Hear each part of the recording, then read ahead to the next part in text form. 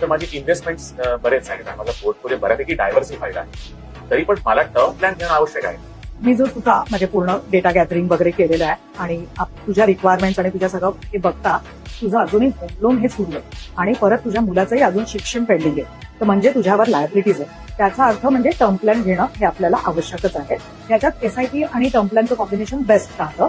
पण term plan मध्ये एकदा पैसे घातले आणि काही सर्व्हाइव्ह द पिरियड, तर मग माझे पैसे वेस्ट झाले ना. म्हणजे त्यात परत मिळतं का? असं काही स्कीम आहेत का की त्याचे पैसे थोडे तरी परत मिळतील? सगळेच घेईल की अशा केसमध्ये तू टाटा परमरक्षक किंवा असे इक्विव्हॅलंट प्लॅन्स जे असतात जिथे तुम्हाला हायर मल्टिपल्स मध्ये तुम्हाला इन्शुरन्स मिळतो आणि एक चांगला रिटायरमेंटचा कॉर्पस पण मिळतो, कारण का हे मार्केट लिंक असतात.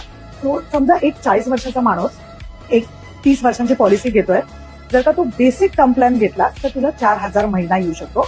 पण हेच जर का तू टाटा परमरक्षक सारख्या पॉलिसीज घेतली तर तुला